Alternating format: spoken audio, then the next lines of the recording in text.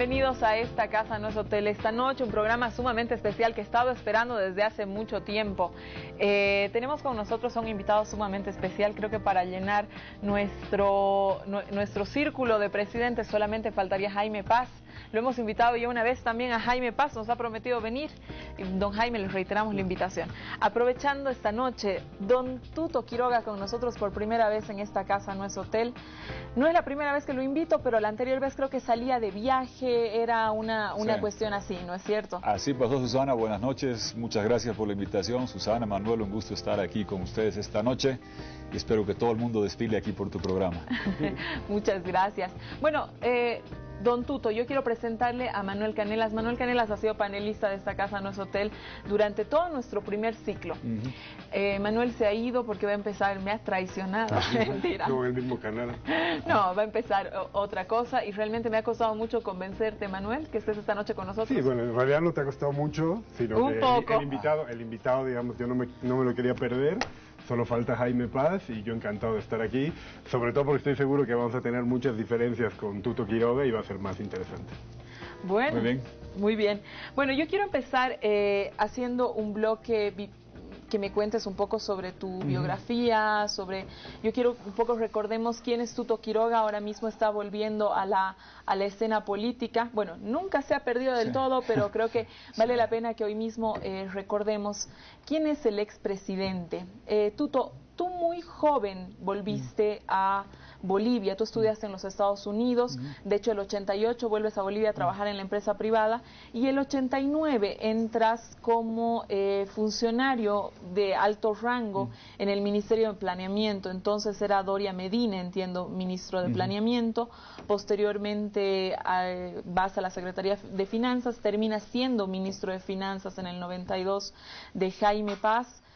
Quiero que nos cuentes un poco ese recorrido, porque eras muy joven, ¿no? Muy joven y bueno, muy pronto estabas en las altas esferas de la gestión pública. A ver, gracias, Susana. Me llamo Jorge en honor a mi padre, Fernando en honor a mi abuelo escritor, Fernando Ramírez Velarde, esa obra señera de Socavones de Angustia.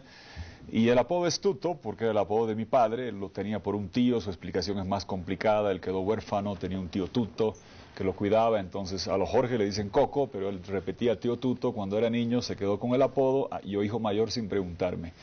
Y resulta que me entero en el Kinder Villarruel de Cochabamba, de donde vienen mis 4 abuelos, de donde provengo, cuando llaman lista la primera vez en el Kinder, y la profesora, Mosquita Bercé se llamaba, dice, Quiroga Jorge, yo no respondía, decía, ¿quién será ese caballero? Quiroga Jorge, no hay ningún Quiroga, yo levantaba la mano, ¿y por qué no responde? Porque yo me llamo Tuto, no me llamo Jorge, le decía, porque a mí me decían Tutito, Tutito, yo que sabía que el nombre era Jorge, pero ahora ya es parte de mi nombre legal, Jorge Fernando Tuto Quiroga Ramírez. Crecí hasta los 11 años en Cochabamba, la fase clave de la vida me la pasé en Santa Cruz, colegio, ahí aprendí a bailar separado, pegado, a comer sonso. De ahí me gradué, soy de la promoción 77 del Colegio La Salle.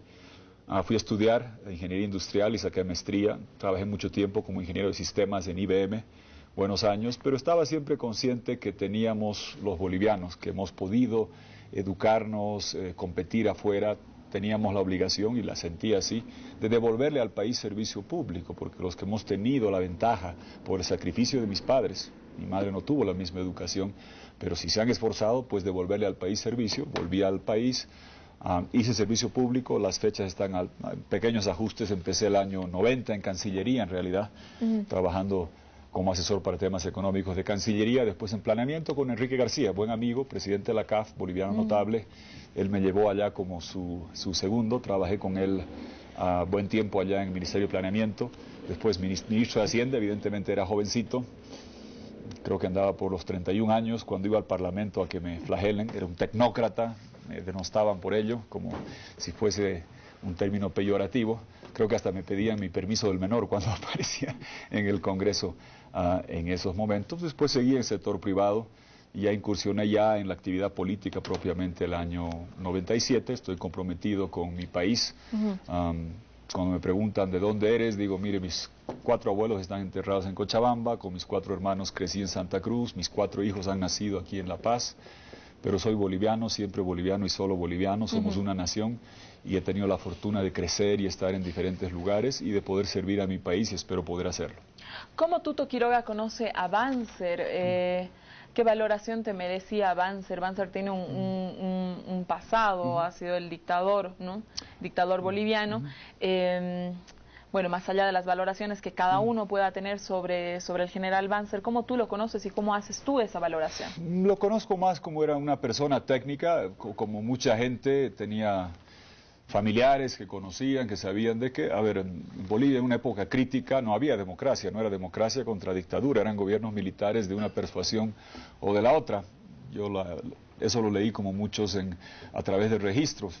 Siempre cuando uno incursiona en el quehacer público, no falta un compañero de curso que dice, yo siempre sabía que él quería ser presidente. Digo, no sé de quién estarán hablando. Yo cuando tenía 11 años quería jugar fútbol en Wilstermann. Mi amigo Gastón Taborga llegó porque tenía más talento, yo no.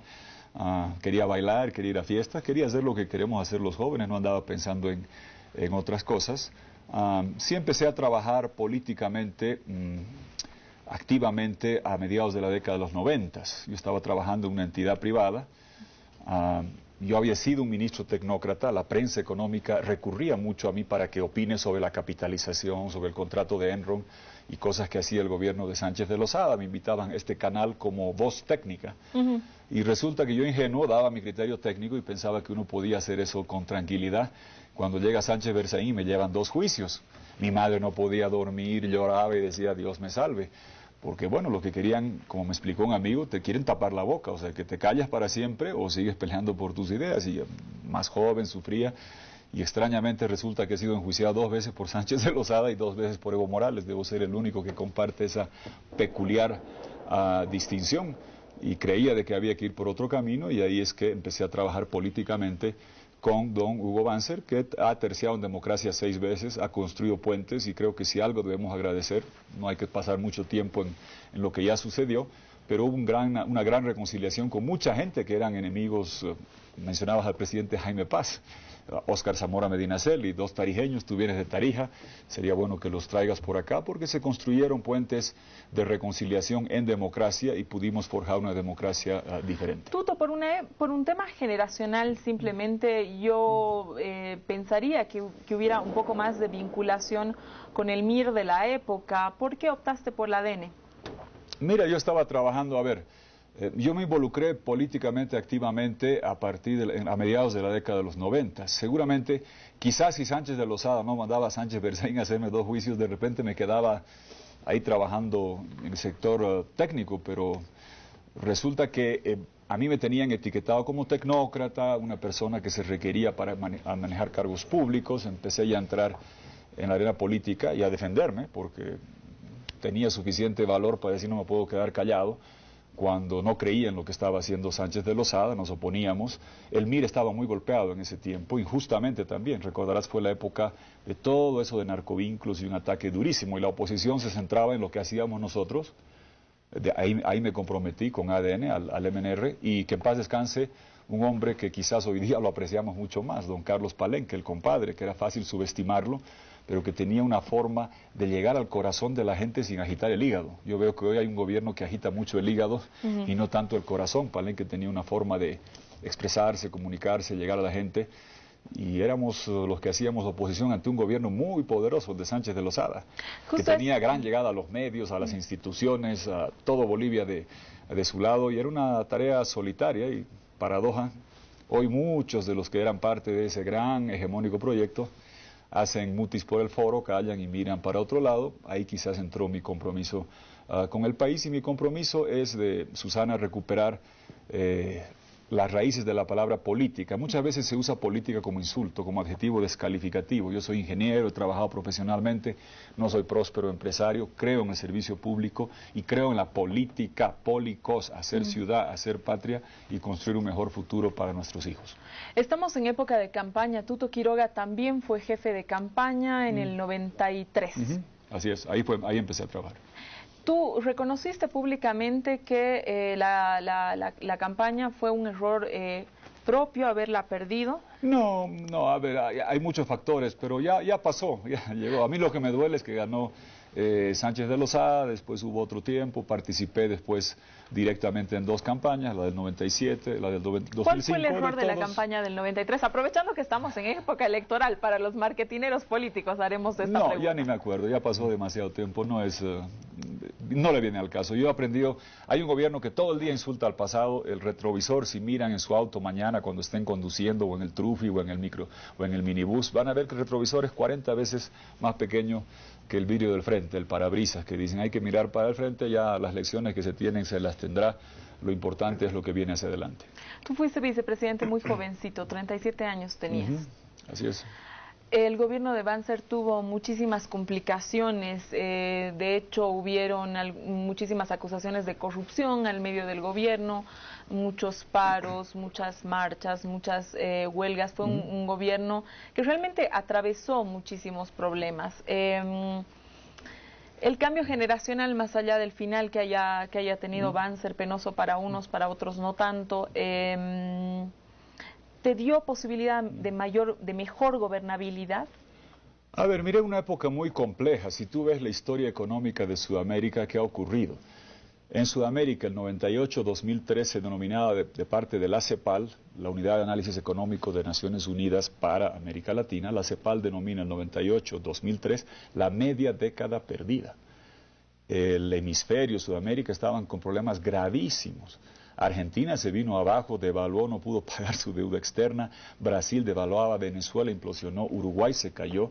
Era la época muy, muy dura y había que hacer mucho trabajo para mantener la economía a flote y no colapsar como la de muchos vecinos. En medio de esa circunstancia tan difícil, el año que me tocó lidiar con esto, ¿qué hicimos? Combatir la crisis con políticas muy, muy agresivas. El Estado hizo un programa que se llamaba PLANE, todo le cambia de nombre, creo que después se llamó PIE, Programa Intensivo de Empleo, donde llegamos a pagar de parte del Estado 60.000 salarios al mes, casi la mitad de ellos son cooperativas mineras, los precios estaban por los suelos, estaban cerrando todas las cooperativas, el estaño valía la 1/5 parte, el zinc la 1/4 parte, el plomo la 1/4 parte, el gas valía la 10ª parte, se vendía poco todavía. Hicimos un programa muy agresivo del Estado de salvar cooperativas, generar empleo, reducimos deuda externa en una circunstancia muy, muy compleja.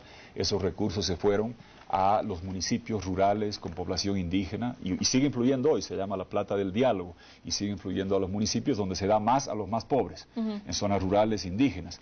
Se pusieron 12.000 ítems de maestros, médicos y enfermeras, muchos de ellos bilingües. Se consolidó el mercado para exportar textiles en Norteamérica, se lo perdió, se consolidó el mercado andino de la soya. Se hizo el gasoducto Yacuiba-Río Grande, tú vienes de Tarija, el gas de Tarija no llega por satélite a Brasil, llega a través de ese ducto paralelo que se construyó en un año por el que han debido pasar ya 25.000 millones de dólares. Se lo hizo en circunstancias difíciles y se fortaleció instituciones donde había mucha corrupción, se limpió la aduana, se limpió el servicio de caminos. Yo lamento la persecución a Bakovich, un hombre que hizo más caminos en 5 años que en 50 anteriores y fue perseguido sañudamente por denunciar corrupción de este gobierno. Y en ese tema hicimos temas que hoy siguen vigentes. La declaración jurada de bienes, que todo el mundo tiene que ir a hacer a la Contraloría. Yo fui el primero en hacerla. Empezamos a hacer eso. Y hice también de parientes. Ojalá que en esta campaña hagamos todos, antes de que la gente vote, declaración jurada de bienes y de parientes, y que digamos dónde están los parientes, en qué repartición están trabajando, si es así, y qué otras cosas están haciendo. Y termino con esto, Susana. El censo de ahora, llevamos 3ª vez que dan resultados. No hay capacidad, no hay credibilidad. Nosotros teníamos gente capaz, creíble, y el último censo bien hecho, con los resultados que se dieron, preliminares y finales, muy, muy parecidos, y una sola vez, y que se los usó sin controversia para repartir recursos y espacio político durante 10 años, fue ese censo, con una tecnología más rezagada que la de hoy. A ver, yo quiero volver un poco al tejemeneje político antes de todas las acciones que has tenido en tu gobierno. Era de conocimiento público la poderosa influencia que tenía Yolanda Prada en los gobiernos de los que fue presidente el general Hugo Banzer Suárez. era también de conocimiento público que ella no tenía una relación lo más cordial política, ¿no? No sé, en el plano personal, por supuesto que no lo sé, contigo. Cuéntanos un poco sobre eso. No, gracias. Mire, los gobiernos era con el presidente, el vicepresidente. Yo no entro a eso de manosear. Hay mucha chismografía que yo ni siquiera le doy el beneficio de la credibilidad de comentarla. Hay mucha. Yo he aprendido que en la política, si uno quiere hacer daño, es mejor que una mentira, porque una mentira la podrías probar de que es falsa, es el chisme, y nunca he entrado en eso, no he participado. Revisa todas las páginas sociales de todos los periódicos, no vas a ver fotos mías, no voy a embajadas, no voy a recepciones, no voy al mundillo del chisme. Me dedicaba a trabajar por mi país y es lo único que sé hacer.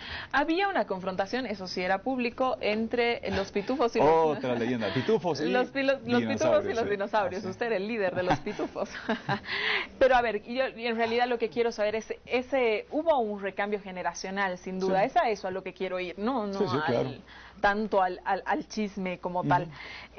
Hubo un recambio generacional que yo creo que desde mi punto de vista le dio una mejor gobernabilidad cuando tú fuiste presidente. Pero quiero saber cómo se sostiene en ese momento el ADN, ¿no? Porque creo que los dinosaurios de verdad pasan a otra etapa, ¿no? Y quedan... Sí. A ver, el manejo de gobernabilidad era muy complicado, porque como no me hubiera encantado tener todos los parlamentarios que hoy tiene don Evo Morales, que ante la instrucción levanta la mano. Creo que teníamos 13 diputados de 130, era muy difícil cohesionar fuerzas, pero se logró con credibilidad, con mucho esfuerzo, poner gente en instituciones que era creíble. Doña Ana María Campero, que en paz descanse, la pusimos en la Defensoría del Pueblo. A la gente en La Haya, al doctor Eduardo Rodríguez, que hoy representa al país en la causa marítima como agente, lo pusimos en el Tribunal Supremo, y gente como esa. Y a mí me enorgullece saber, por una parte me enorgullece y por otra me entristece que hoy decenas de profesionales, jóvenes, competentes, capaces, que yo logré abrir puertas, como algún día me las abrió don Jaime Paz, y lo reconozco y siempre respeto eso. Se jugó por un muchacho sin saber muy bien quién era, porque me había visto 2 veces en un par de presentaciones. Yo busqué hacer lo mismo, abrir puertas a gente joven, capaz, competente. Eso me llenó de orgullo. Me duele un poco hoy ver que mucha de esa gente no tiene espacio en el país y se ha tenido que ir a trabajar o en otros lugares, o en otros países, o en otras instituciones, y eso es lo que más me angustia hacia futuro, de que hay mucha gente joven que hoy se está capacitando y formando, y cuando uno va a la UTEPSA en Santa Cruz, a la UMSA aquí, aparece gente joven que te dice cosas desgarradoras. Dice: don Tuto, cambio mi título universitario por una inscripción en el MAS, porque es la única forma de conseguir pega. O en UTEPSA me decían: cambio mi título por un pasaje a buscar trabajo en otro lugar, porque a pesar de que hay una bonanza económica muy grande, que enseguida hablaremos de eso, y de dónde viene y qué se está despilfarrando y malgastando, nuestros jóvenes sienten que se está usando gran cantidad de recursos no renovables en esta coyuntura, sin cuidar futuro, sin industrializar, sin generar empleo, sin dar oportunidades, y eso es lo que nos debe afligir. Si algo conoce la gente de mi parte, es que siempre he trabajado para reconocer el mérito, la capacidad, la profesionalidad, y dar espacio a la gente más competente y no a la gente más yunco. Manuel, ya acabando este bloque, por supuesto que no te iba a dejar hablar. Sí, ya te va a acabar. ¿Algún comentario sobre la trayectoria de Ahora has sacado tantos temas a discusión, Tuto, que podríamos dedicar el programa solamente a esta parte. Pero por hacer algunos apuntes y empezando por el final, es notable y está bien preocuparse por la migración de los jóvenes, pero curiosamente cuando los bolivianos más migraban fuera por necesidades económicas era en el periodo de la democracia pactada. Eso es como muy fácil de comprobar, ¿no? Las estadísticas de los institutos que estudian migración, digamos, de latinoamericanos en Europa, te pueden mostrar claramente un pico, sobre todo en la época que dices tú, como denominaba la CEPAL, esos 5 años perdidos, es el mayor pico de migración, porque las condiciones no solo de empleo, sino, digamos, de cualquier capacidad material de subsistir, estaban muy mermadas por una confluencia, digamos, de crisis económica y de malas decisiones políticas y económicas en nuestros países. Ahora, sin ir más lejos, España e Italia tienen tasas incluso negativas de ingreso de gente, y la comunidad boliviana en particular de esos 2 países retorna. Entonces no es cierto decir que ahora es el pico mayor, digamos, de una situación desastrosa que obliga a migrar. De hecho, así como una característica de finales de los 90, principios de los 2000. Luego, claro, hay muchas escuelas en la relación sobre cómo tenemos que mirar al pasado, por lo que apunta Tuto, digamos, él se inscribe más en una de es mejor dejar atrás lo que queda atrás para seguir hacia adelante. Lo que es lamentable es que Banzer, cuando ya fue elegido al 6º intento o al 5º intento, como decías tú, nunca hizo ningún proceso de investigación seria, ya no solo sobre su periodo de dictadura, sino sobre el resto de las dictaduras, ¿no? Entonces, a mí sí me parece fundamental, aunque suene como un cliché, saber qué ha pasado antes para ver qué vas a hacer ahora. Esa analogía del retrovisor no me parece la más afortunada, ¿no? Un país tiene que tener memoria y yo creo que no fue lo mejor para la salud democrática del país que Hugo Banzer Suárez haya sido presidente. Yo creo que el ejercicio que se intentó contigo, digamos, de vicepresidente y adelante, fue un muy inteligente intento de regeneración del sistema de la democracia pactada, que ya hacía aguas. No es cierto tampoco que tecnócrata haya sido un término peyorativo siempre. Probablemente a inicios de su instauración, a finales de los 80, sí, pero buena parte del éxito de Goni, como apuntas tú, o un elemento capital en la construcción de hegemonía de Sánchez de Lozada, fue promover justo ese mensaje y esa idea meritocrática individual exitosa. De hecho, Goni, por excelencia seguramente en América Latina, es de los que secuestra buena parte de las discusiones democráticas y la deja en manos de tecnócratas. Si algo era el gobierno de Sánchez de Lozada, era un gobierno de tecnócratas y no tenía mala prensa ser tecnócrata. De hecho, era muy buena parte del imaginario del gobierno de Sánchez de Lozada, era la eficiencia y la gestión empresarial del aparato público. El 97, cuando sale Goni, es una gran movida política captar todavía ese aire, digamos, de imaginario y poner a alguien como tú, con una acreditada solvencia, a ser vicepresidente y luego dirigir el país. Lamentablemente, o bueno, por muchos errores propios, el sistema de la democracia pactada ya hacía aguas en el gobierno de Banzer y en el que te tocó a ti. Es evidente que habían diferencias políticas entre Goni, tú, entre Jaime y Goni, pero en un sentido macro no habían grandes diferencias en la toma de decisiones políticas o económicas. Yo recuerdo muy bien la campaña del 97, porque mi padre era ministro del gobierno de Goni, y claro, en época electoral se acentuaban mucho las diferencias y ustedes, entre otras cosas, prometían una revisión profunda de la capitalización que durante el gobierno de Banzer Quiroga no llegó a hacerse. Es cierto que se intentó, es cierto que se promovió sobre todo en época electoral eso, y que en la oposición eran muy duros, pero como dice Franz Barres-Ubels en un estudio del 2000, no se llegó a ejecutar una revisión sistemática y ordenada de lo que había sido el proceso de capitalización. Es decir, en términos, digamos, estructurales, no cambió la política económica en ese entonces. Luego ya hablaremos seguramente de la siguiente época de Podemos, pero yo creo, como digo, digamos que el gobierno de Quiroga fue un ejercicio muy inteligente de regeneración desde arriba del sistema, pero que no llega a buen final. Muchas gracias, Manuel. Don Tuto Quiroga, sé que tiene una batería de respuestas. Quédese conmigo, por favor, usted. Volvemos con Tuto Quiroga y Manuel Canelas en esta casa, no es hotel, hablando sobre Podemos en el siguiente bloque. Muy bien.